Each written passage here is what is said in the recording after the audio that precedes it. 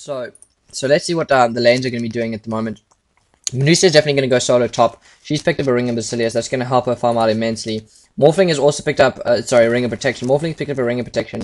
Gone for 4 GG branches compared to Medusa's 3 GG branches. So Morphling's expecting to be able to survive a lot better in the early game. Picked up 6 Tangos instead. Maybe a better build here by the Morphling. Morphling does a wave and have the early escape skill that the Medusa doesn't have. So a little bit of differences in their builds here. But the early game CSing is probably going to go towards this Medusa. It does have better base damage, does have a better attack animation, and obviously she's not going to be up against this fearsome tri-lane presented you from Nirvana. Dust already being picked up in the early game. Is Dust going to be popped? Dust has been picked up. Dust is just standard item. Already we're seeing it being used so often from these pro heroes. We do see Veno is also picking up the Dust, so he's going to be warding and probably playing a support role. So we are going to see a Veno Veno, Venge, and Morphling. It's quite a mouthful in the bot lane here. Lich picking up the haste rune with Dust on. That's probably giving an indication that Dust is around. This Veno should just walk down here to the tower. But no, he's going the bad route. They're hiding behind the tower here. Oh, do they realize he's here? They do. They're pouncing out and the Veno goes down. Veno's going to get taken. Takes a Nova to the face and a Soul Assumption and a lot of wax from this Witch Doctor. And Witch Doctor GYY picking up the first blood. Save being called. And wow. That Venomancer just melted to the tri-lane presented you here from Nirvana. In the mid lane here, just looking at the two sort of solo lanes in the mid game, in the mid lane, I'm definitely obviously going to give this advantage to Pugny. He does have a better he has range. He's got better base damage than he doesn't have better base damage. He's got a better attack animation, I believe, than the Clockwork. Also, the Clockwork's just going to struggle up to run up and deny and last hit heroes simply because Pugna is just going to be able to blast him, and specifically when Pugna hits level 5, gets up level 3 blast, that sort of thing. It's going to be so difficult, specifically with even one level of Decreptify for the Clockwork to survive in the lane. And obviously, even though a Clockwork can farm up with rockets, I don't believe it's going to be nearly as successful as the farming capabilities that Pugna has. In the top lane, we are going to see a Medusa going up against the Windrunner. Both of those heroes have farming spells in terms of Power Shot and Mystic Snake. Both of them have really good early game attack animations. I do give the favor in the early game farming up towards the Windrunner very slightly. I don't believe any kills are going to go in against this lane here. I believe both those heroes are going to play it relatively safe and try to farm up. We do see Pugna being initiated upon in the middle lane, so he's getting cogged, and the Venomancer is doing an awesome role here. So in fact, we do see this Pugna is going to go down. So Pugna, in fact, being brought down here, so he's losing the lane at the moment. Obviously, this Rattle Trap taking a lot of damage. He does have a salve, so he's going to salve up.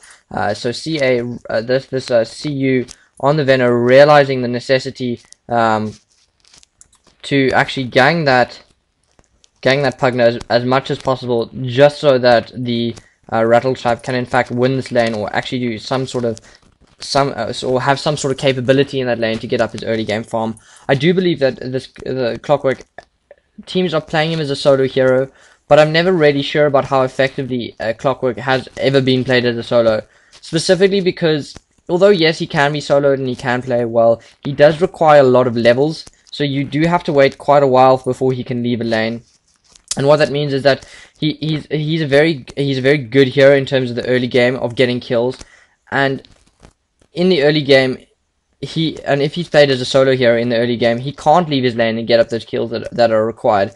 If people gang with him, like we saw here, the Venom going to the lane, he does become effective, and then his spells can be used with the full effect. But if you leave him in a solo lane to pick up 8 or 9 levels just so he can get up his spells to sufficient levels, then what that means is that he's in that sort of time he's not going to be able to pick up as much kills as maybe he could have if he was played in some sort of tri-lane.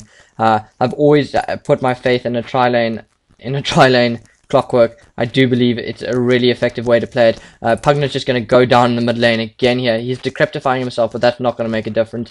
A really good play here by CU, leaving the kill to Clockwork. So Clockwork's definitely winning the mid lane here. If you guys haven't seen there was a game with Kuroki playing Clockwork with a Veno and a Vengeful Spirit in the tri-lane.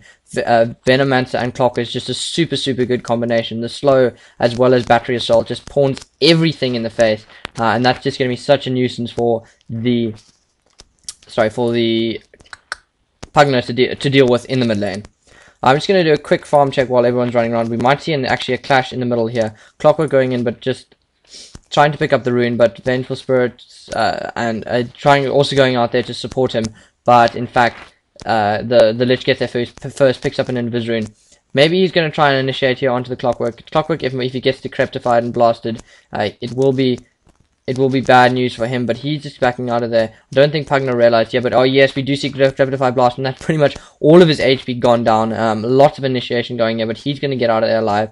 So already we do see the Clockwork actually favorably winning the lane.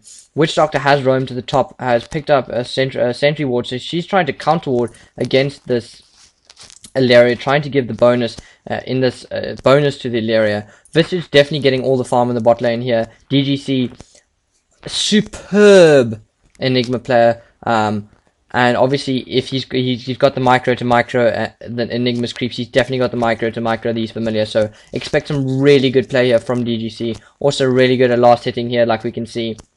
And the Morphling is already struggling, falling behind in levels. Has managed to pick up a Ring of the Silius, but that's not going to be so effective. Pugner might be able to pick off the Clockwork here, doesn't, but in fact the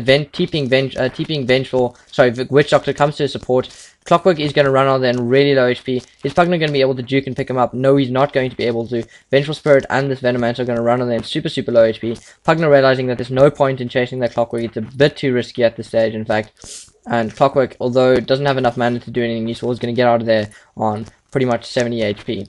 Lane here, looking at it, this in fact Medusa Heo is definitely winning this game very effectively. So compared to this Windrunner, and like I said earlier, it really doesn't matter. You know, I think the Windrunner might be winning that lane in terms of CS, but the farm going on to Veno is just going to go down here.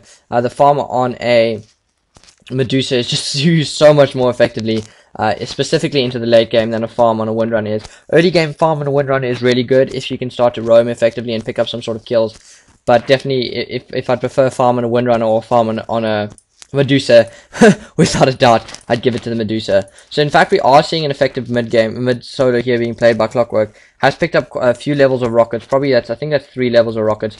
Probably 1 level of cogs and 1 level of battery salt. So he's going to be, and 1 level of hook, obviously. So he's actually doing fairly well in this mid game. I'm going to do a quick farm check at the moment over here. 6 minutes into the game, we see the Clockwork sitting at 17 creep kills, 32 going to the Medusa, 13 in fact going to DGC only, and 22 going to the Pugner. So Pugner slightly winning the mid game, very slightly, but in the bot lane, DGC getting twice as many last hits in as the Morphling. Morphling just getting harassed down here, really struggling the lane. Morphling has 9 CS, which in 7 minutes, getting for a Morphling getting 1 CS per minute is just not acceptable. Medusa already picking up a Ring of Health. That's going to help her lane survivability enormously. One of the biggest problems I'm going to see here is that no one is actually bothering to gang this Medusa. I mean, the fact that she's getting 5 CS a minute, she's sitting at 38 now, so she's getting 5 CS a minute. A Witch Doctor popping off the invis ward there, trying to see if there's an observer ward. I do believe they have seen this observer ward, but they're not destroying it, so that Clockwork doesn't know that there's an invis ward there. Witch Doctor going in here. Clockwork, in fact, probably in quite a lot of danger here. Does get stunned. He's going to get blasted and life drained, and is he going to go down here, healing up as best as possible with his bottle? He actually does survive, so really well played there by Clockwork. But the Vengeful Spirit's now in trouble, and there's actually a dive going on the tower here. Lich taking a lot of the blast. In fact, he does manage to survive, but we do see a hook going off onto this Lich. Our Cog's going to be trapped, no, popped yet. No, in fact, they weren't popped. So Nirvana, so Banana on the Lich, picking up a double kill over there. DGC on the bottom lane, in fact, killing Kaku, sorry, Kaku, I'm calling it, but CA's killing off CU on the Veno and bringing down this Morphing to severely low HP. So that's going to be a huge amount of trouble for him. DGC now microing. Oh, DGC, disappointing. No, I'm just joking. I was just expecting DGC to go for the kill there, but I think he's realized that it probably wasn't the best. He wasn't low HP. It's probably not the best idea to dive, specifically when, like, he probably realized the Vengeful Spirit was coming around. So actually, smart play by DGC there, realizing that he wasn't, if going after that Morphling probably wasn't the best idea. Morphling's not getting farm anyway, so killing him isn't actually, you know, yes, it's going to hamper him a little bit more, but he's so severely hampered, it's not going to do that much, and he'd rather just stay alive and get up some early game items. He's going to be finishing his trades relatively early here. I don't think he's going to go for a Necro Book, but he's probably just going to finish his strength gear to get up some sort of, wow! Okay, that's really well played here. We see DGC farming up the lane and at the same time microing his familiars to try get up a kill against Vengeful Spirit here. But while that was happening, we see Clockwork hooking from the mid lane onto the Witch Doctor and picking off the Witch Doctor in assist with the Vengeful Spirit, who was in fact getting initiation from DGC. But GGC just showing you the skills of his micro there. You know, being able, like I said, being able to farm up A lane and at the same time being able to gang with his familiars. Agility trade has been finished now onto the Medusa. We're seeing a very typical Chinese game here going at the moment, and we're just seeing teams being very cautious but also farming up as majorly as possible.